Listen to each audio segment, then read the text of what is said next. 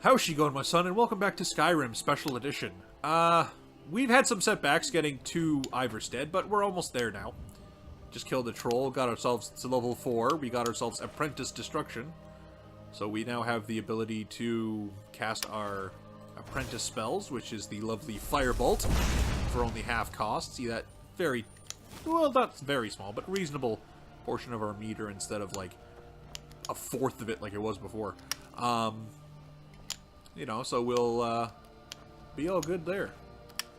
Now you're probably screaming at me, Mike, you missed the skill book in like that last episode and this one. I am aware of this. I don't want to spend them yet. Because when you spend them, you get a level, you get points towards a skill level that is significantly cheaper than if you get it like when you have like 90 in the skill, or like even 80. So, you know, I kind of want to wait for that. Bam! Right up the arse. Ragdoll goat physics. But, yeah. Back to the discussion I had in the previous couple of episodes of this recording of, what I would... Actually, probably shouldn't kill him, because that might be a domesticated goat, and that will get me flagged as a crime. Or, no, he's running away from me. I don't want to risk it. I'd rather not have to deal with paying money and shit. But we are at Iverstead. On your way up the 7,000 steps again, Clement? Not today. I'm just not ready to make the climb. Don't look at the camera, dude. The path isn't safe. Yeah, you too. Aren't the Greybeards expecting some supplies? I mean, I'm here, Honestly, yes. I'm not certain. And I'm a looker, I'll but get to like, be come allowed on now. into a monastery. Perhaps one day. You're having a conversation with each other. Gotta make eye contact. Passing through on your way to High Hrothgar? About to make a delivery up there myself. What types of deliveries do you make up to High Hrothgar? Mostly food supplies like dried fish and salted meats. You know, things that keep fresh for a long time. The Greybeards tend not to get out much, if you catch my meaning. And in return? Well, it's kind of an understanding between us. I mean, it just wouldn't feel right to charge them for a bit of preserved food. I mean, it's fair. Trouble is, my legs aren't what they used to be, and climbing the 7,000 steps takes its toll. But man, it's gotta be great for your thighs and calves. I could do it for you. Really? Well, that would be kind of you. Here, take this bag of supplies. At the top of the steps, you'll see the offering chest. Just leave the bag inside, and you're done. Cool. Be careful up there. Okay, so, back to the discussion of how I would mod Skyrim to be... I was about to say Warframe. How I would mod Skyrim to be just a little bit better, in my mind. Because I'm not the biggest fan of, like, taking a game system and, like, completely changing what it is. I mean, even though like I mentioned in previous episodes, I did play... Wow. I did play Oblivion with a thing that changed it from a skill-based game to an experience point-based game.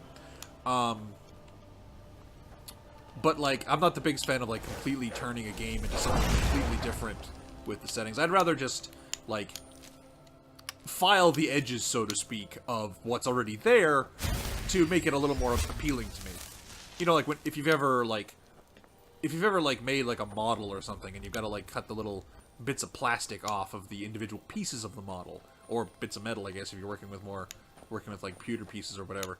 You know, like they ship it to you with those metal bits on, and like that's fine because that's what they're expected to ship to you. But then you're like, I want to make this my experience, and I want to make it a bit better, but I still love what they've done. So I'm just gonna take a nail file and just kind of shiv the little bits off of it, you know, make it look cleaner. And, you know, that's what I'm thinking of doing if I ever learn how to mod Skyrim. Now, we talked about how we were going to nerf the economy a little bit in terms of making crafting things ridiculously expensive to sell so that you make way more money than the materials that they were worth. Not to a huge degree, because, again, it's something I still want people to I would still want people to enjoy that. And, like, be rewarded for leveling the crafting skill up to the cap and such. And also make it a little less, and make it less painful along the way, too, because if you can reimburse your costs while you're leveling the skill, all the better. Instead of it becoming a money sink, where, I mean, it'll probably with the system I'm thinking of, it would be a money sink in the beginning, but then you would start seeing a profit once you get to, like, I just want to ballpark and say, like, level 50 in the skill or whatever. Damn it. I need, like, homing fireballs or some shit. I can't aim in this game worth of crap on moving targets. But yeah, we were talking about that. And then we got to talking about how morbid the enchanting skill is in this game. But that's just a fluff thing more than anything. I'm just talking mechanics. The second thing I would do is I would fix the weird discrepancy between the weapon skills and destruction magic. Where, when you're leveling destruction magic, the damage you inflict and the base cost of the spell, when you fucking connect, are applied to the amount of skill experience you get. Towards leveling up the skill and then eventually leveling up your character with the skill level ups. This is not true of weapons. If you forge a weapon, like, well, not forge a weapon, but if you reinforce? No, I don't know what the term is. I guess just sharpen? I don't know. Anyway, if you blacksmithifies a weapon that's made and make it do more damage, it will actually slow down your leveling rate because it's only based on the base damage of the weapon, and every single strike gives you that experience point value. Like, I'm thinking, do I even have a weapon? Like, okay, yeah, Steel Sword. Gives you 9 experience. I think there's a little more to it than that, but, like, just work with me on the numbers here. It gives you 9 experience per smack. Every time you successfully smack another NPC, enemy, whatever, as long as it actually takes damage, you get 9 experience points. If I were to blacksmithifies this Steel Sword with, like, 100 blacksmithing, and the skill that doubles steel effects, it ends up doing, like, I don't know, like 50 damage or some bullshit like that, compared to the 9 it is now. And, I mean, that's also because I have, like, no weapon skill, but, you know, it would still do that 50 even with no weapon skill if I had 100 blacksmithing, and I made it better. And then, I would be literally leveling, like, I want to say, like, 1/5 as fast? Yeah, because, like, basically, if it's doing 50, yeah. Like, I'd be leveling as 1/5 as fast, because it would take me 5 times less hits to kill something. Which is good, which is what you should want in your weapons, but the fact that it actually works against you for leveling up the weapons really bothers me, and I'm like, I'd like to change that. I'd like to make a mod that goes into the files of the one-handed, or the code of the one-handed, the two-handed, the archery, and makes their formula work the way the destruction magic formula does.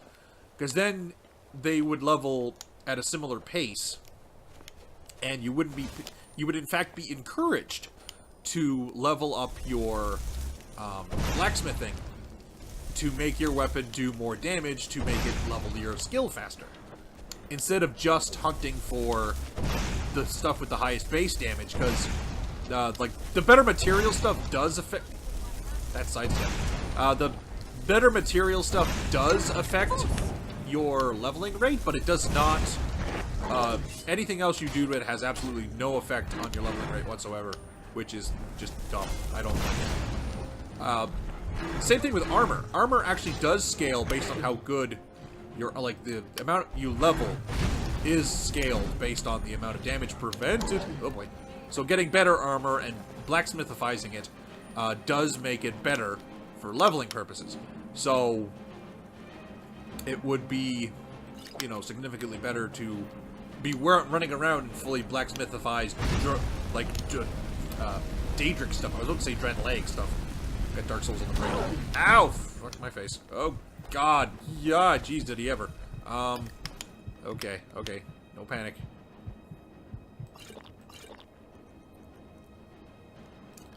Ow!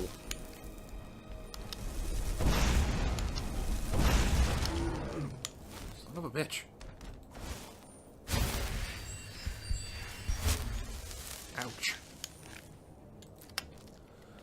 Ugh. But, yeah. You know, so, like, the way the armor skills work leveling up is good. I don't know if restoration counts the number of, hit points healed, because, like, some of the things that, well, I guess it does for damage dealt for the couple of rare restoration spells they added in, like, Dawn Guard that do damage. Those ones work, on that same formula as the destruction magic does. But, I'm not sure about the healing effects, if they level up that same way. If they don't, I'd make it consistent. That's one thing I'd like to do.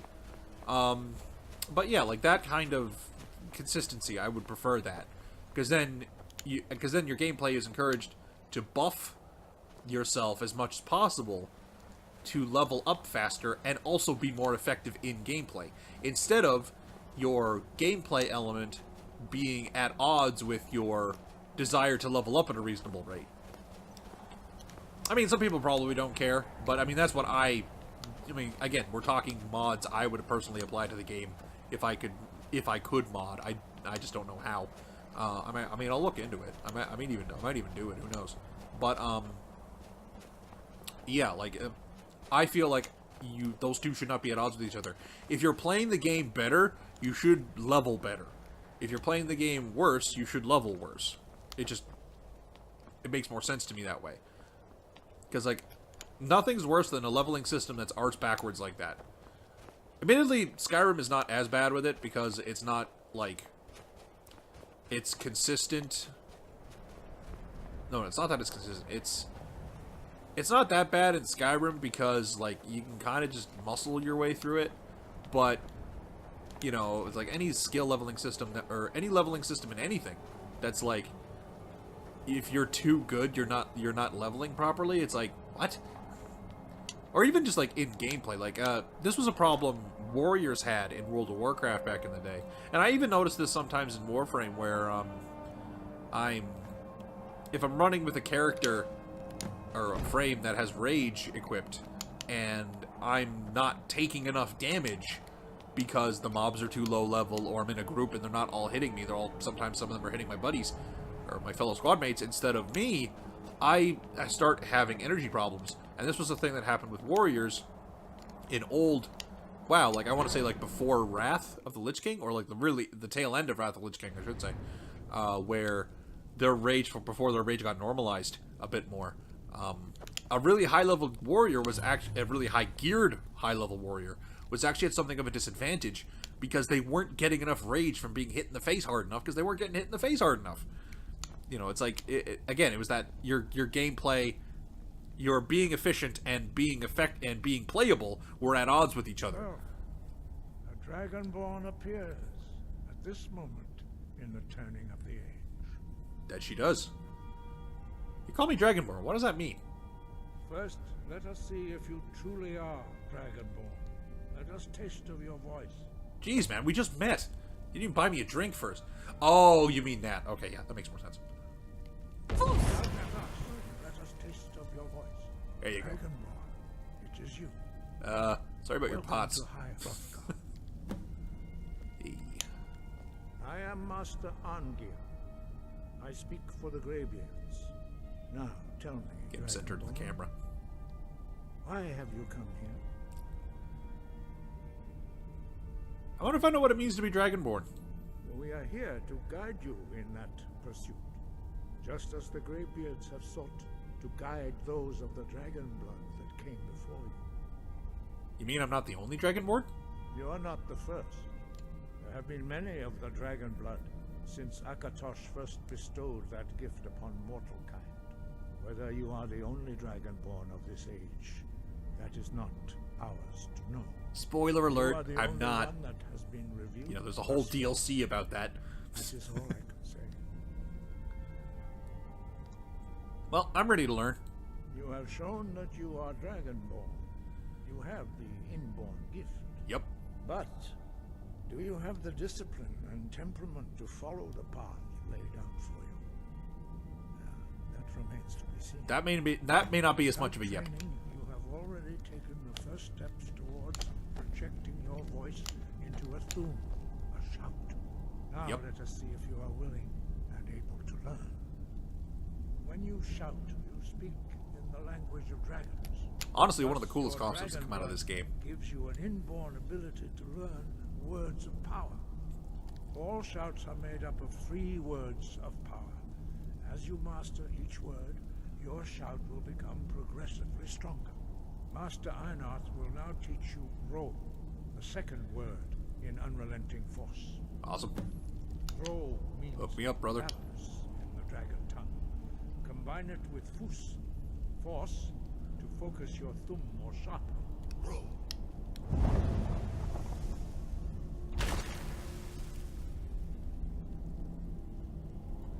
You know, he does that, I touch it, I accidentally summon somebody. Like, whoa, wrong game. Give me the power. There we go. Unrelenting force.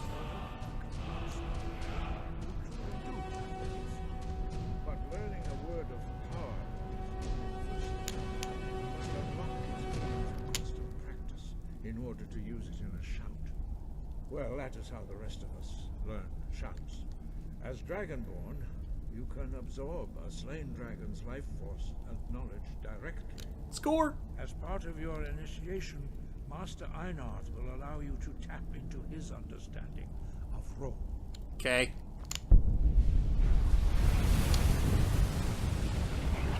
Old man power. Okay. You can master your new form. Okay. What do you want me to do? Use it? Oh, okay. Force, roll! Unrelenting force shout. Oh, fuck. Strike the target. This thing, I forgot about this. Got my way plot. Lydia, what are you doing? Force, roll!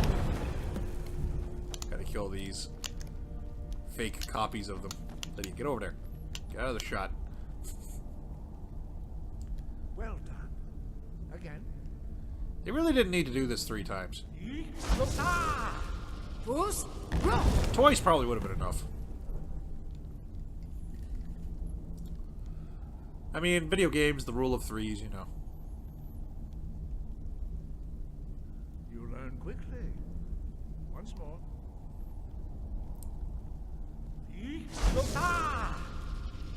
Force, roll! Yay. Impressive. Your thumb is precise. I wouldn't know about that, Show great promise, Dragonborn. considering the state of your lobby here. We will perform your next trial in the courtyard. Follow Master Boy. See, that's one thing I liked about the shout like fluff in this game. Technically, anyone can learn to shout. Anyone can learn the words of power. Dragonborn just get to do it really, really fast, which makes it cool for video games. But it also lets you have like characters like these, like the old masters of the way of the voice, and you know you get Ulfred Stormcloak also has the ability to shout. You know, and oh yeah, there was that one NPC you run into that's kind of like a parody of what every endgame Skyrim character turns into, where he's in full ebony, like he only shows up when you're level 80. He just literally comes to find you and goes, I have done everything. You are the only thing left in this world that is any sort of threat to me. I want to challenge you to a duel. And then you do, and you fight him, and he is probably the most statistically durable thing in the game, even probably more than the last boss. And he can shout, Word within yourself even though he's a red guard. can project it into a thumb. So yeah. And you know, presumably not a Dragonborn as well. Approach Master Boy and quickly. Hook me up, world. Or Bori. Hook me up with world is what I meant to say. There you go. More orange laser beams. More good stuff. Alright. I gotta hook this one up.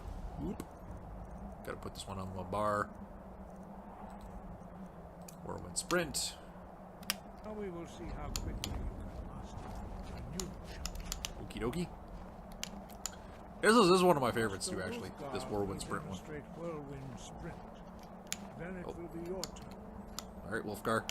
Master Show us your stuff. X. Wolf. Now it's your turn. Stand Okay. next to me. Master Bori will open the gate. Use your whirlwind sprint to pass through before it closes. I'm ready.